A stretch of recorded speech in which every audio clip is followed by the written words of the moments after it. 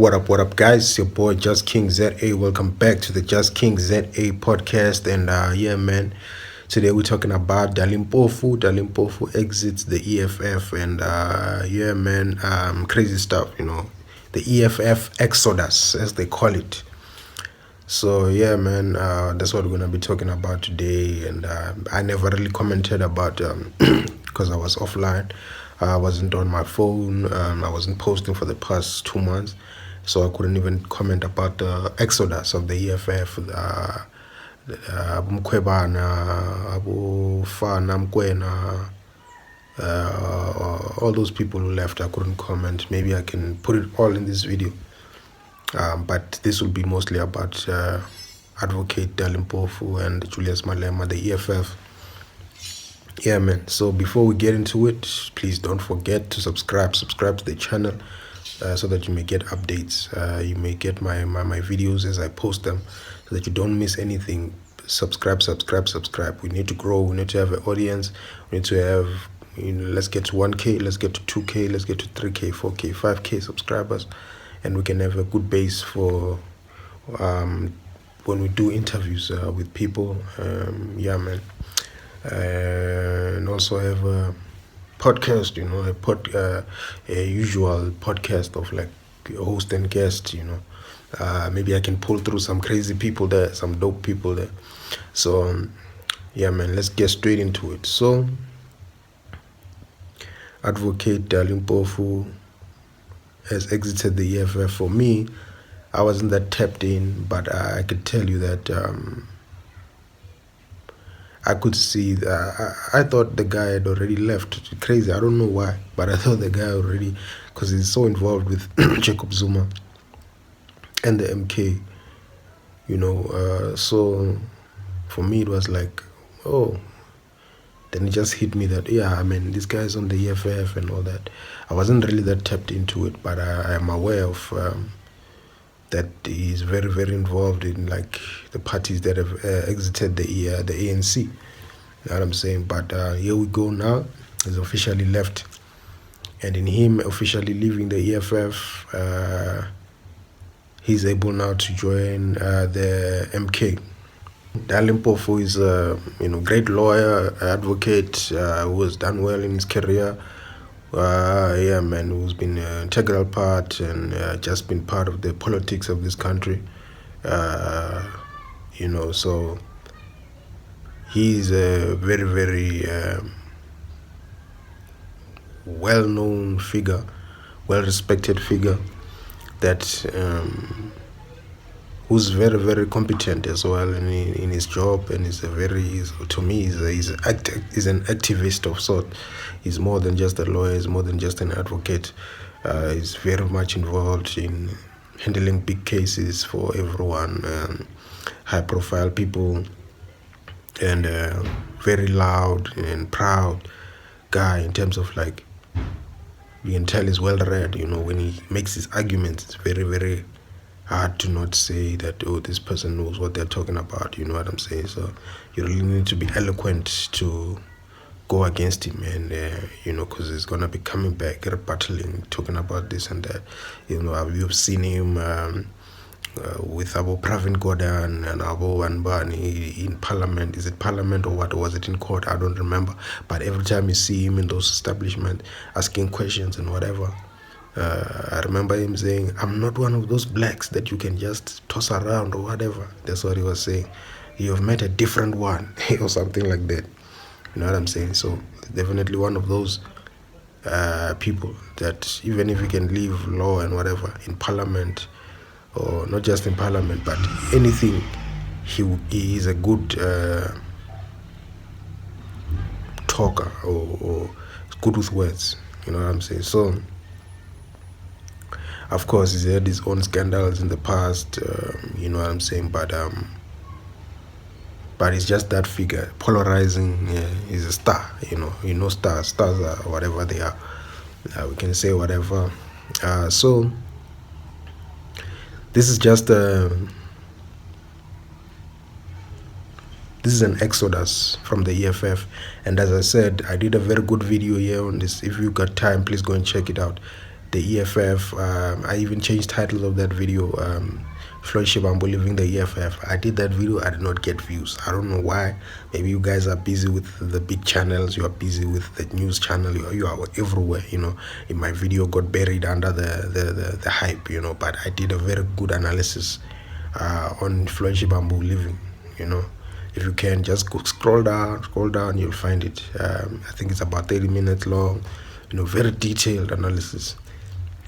So I'll just try and go back to what I said on that video here. Maybe this time we'll get more views. So Julius Malema is paying for this arrogance. You know what I'm saying? He's paying for his arrogance. He's been very arrogant. That campaign of the EFF for the 2024 elections was disastrous. It was a disastrous campaign, Someone advocating for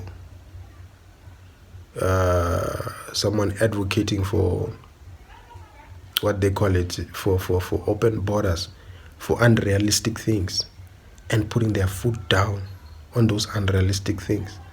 Open the borders, it was almost like we're being bullied as South Africans by this leader, this Julius Malema guy. We're asking ourselves, why is this guy flip-flopping? So much flip-flopping. Why, man? You were here. You had it, my guy. You had it. You guys were the most popular party in the whole of Africa. Probably in the whole world. You guys were, everyone in America was talking about you. The black Americans were talking about you. Everyone in Africa was talking about you. Julius Malema. You had the continent by the balls. I remember one time you said you have the country, you have them by scrotum. That's what you had. You know what I'm saying?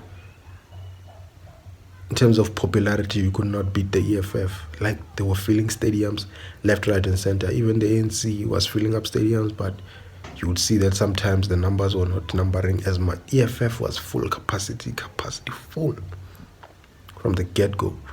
You know what I'm saying? Every time Julius Malema says we're going here, it's full. Going here, it's full. You know what I'm saying? When he did that thing whereby he rised up on the stage and he had that lifting stage, that was crazy. It was trending all over. It was like, this is the son of the soil. You know what I'm saying? But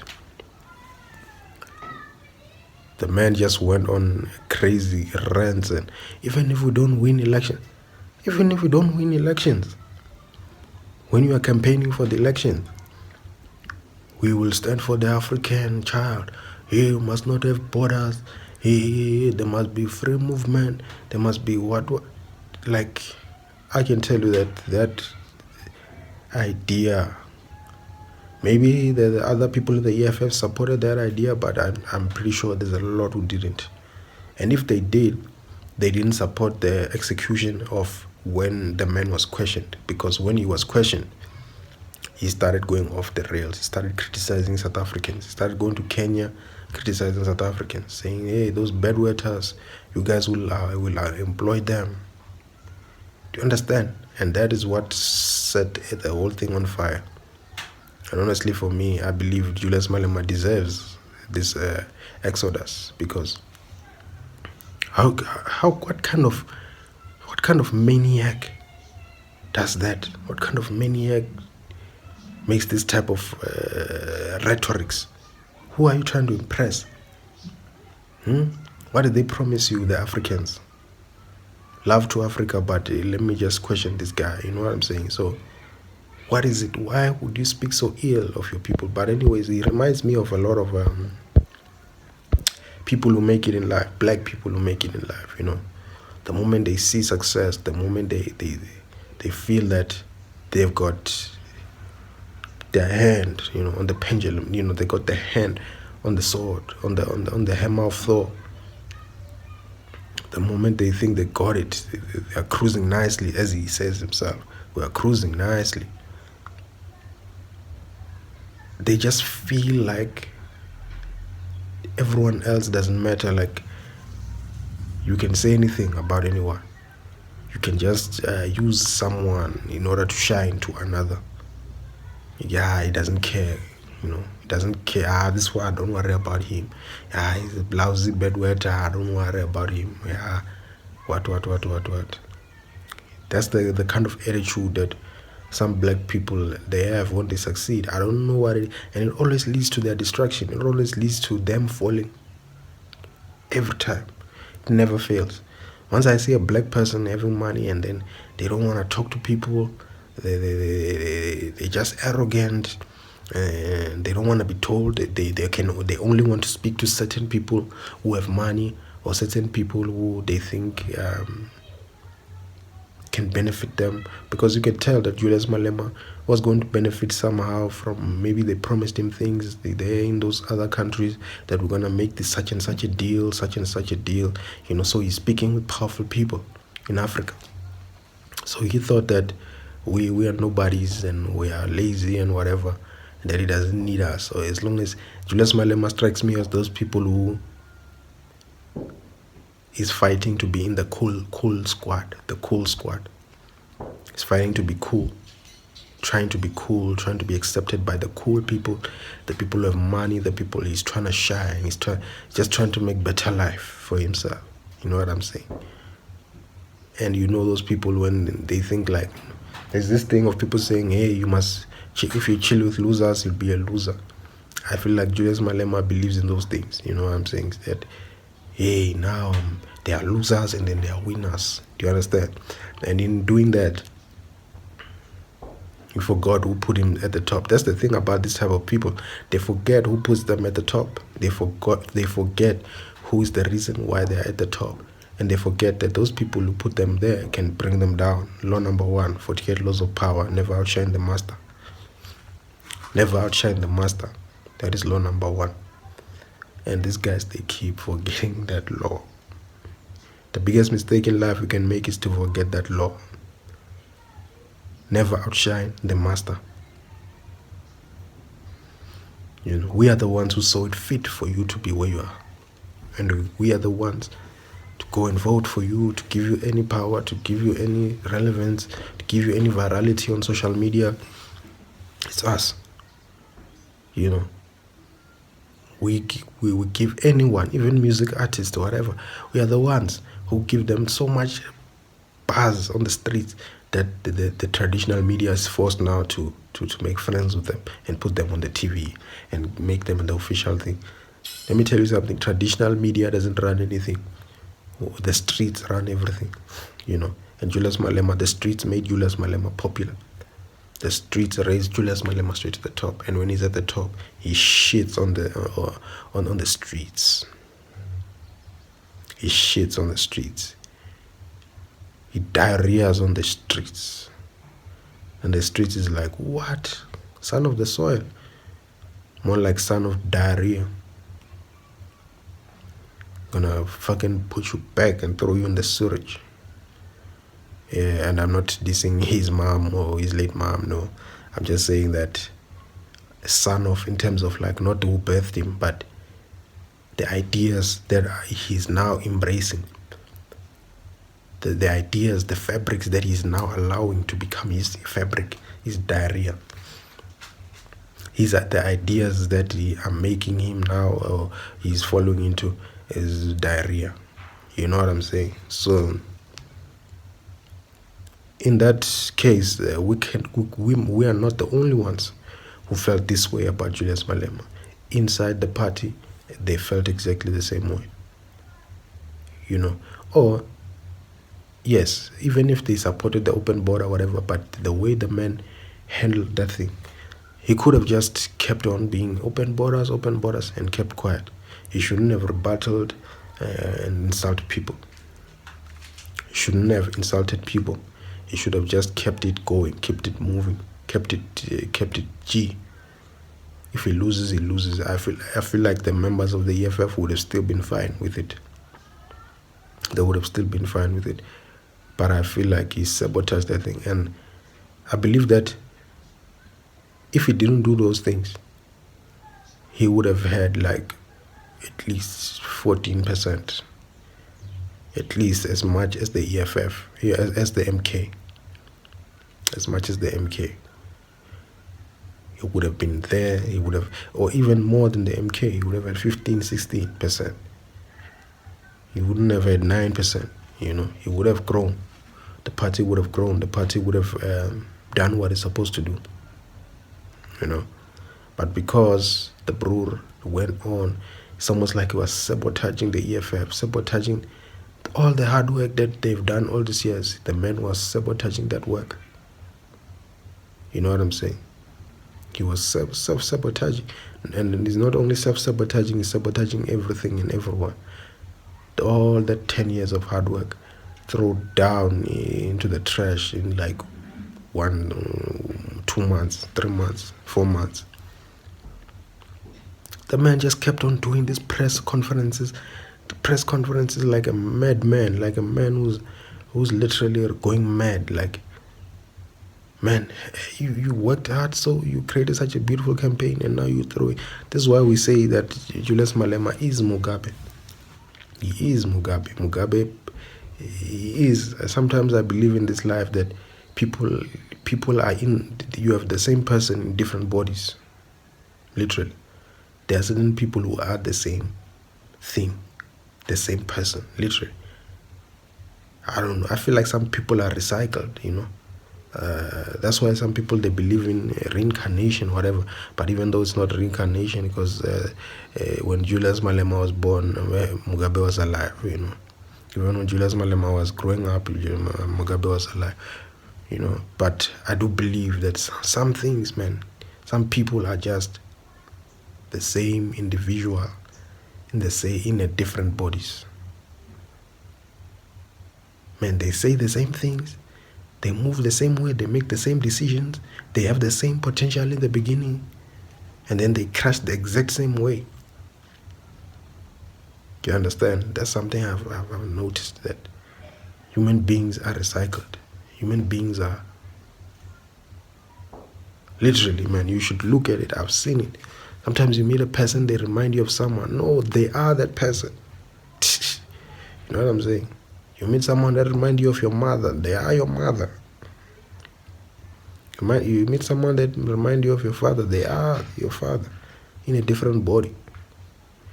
You know what I'm saying? That's just something that is very creepy to me, but I've realized that thing. It's like crazy. I even test some people like, listen, and they just hit the same way, the same person, the person they hit. The same ideas, same concept, same everything.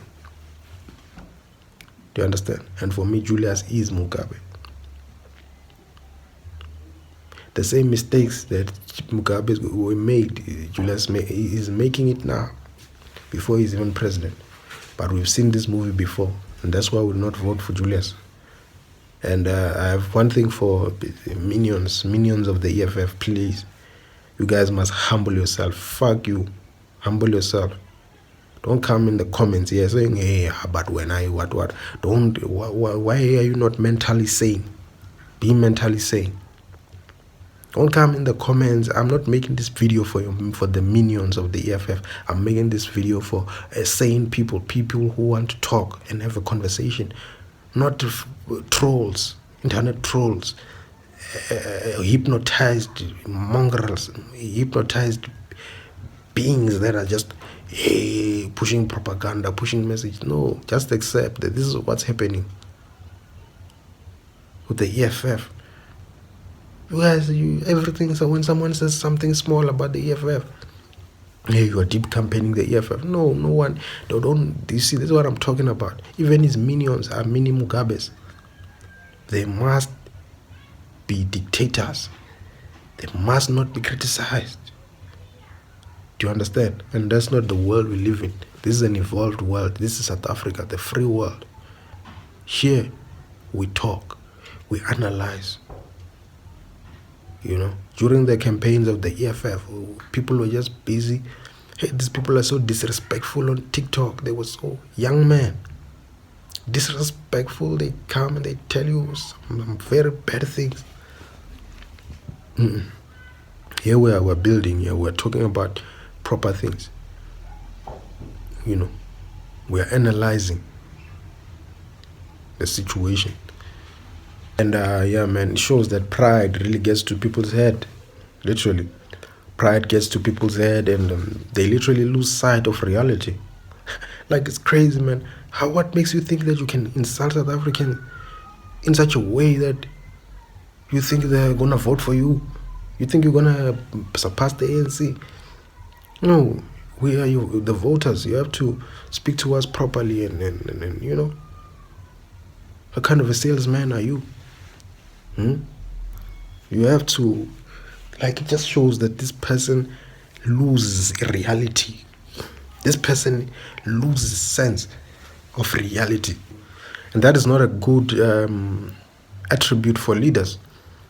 You know, it's not a good attribute for leaders. Leaders cannot be out here acting like people who have dementia, or not necessarily dementia. Let me not diss people. I'm not trying to diss anyone, but I'm just saying people who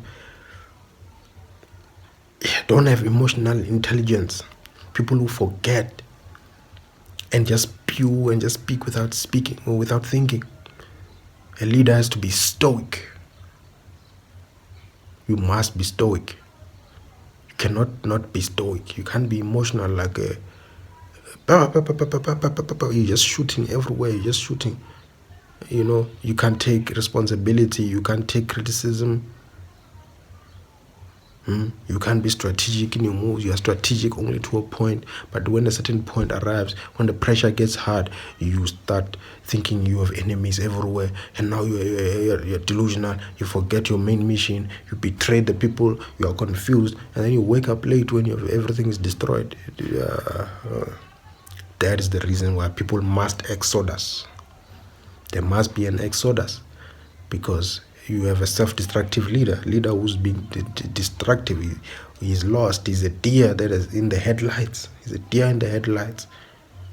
He got somewhere where he was not supposed to get to. He himself can't believe that he reached that place. He can't believe that he's filling up stadiums. Julius to me is like a wannabe celebrity. And he's soaking. He's like a celebrity. You know, when celebrities self-destruct, exactly what's happening with Julius.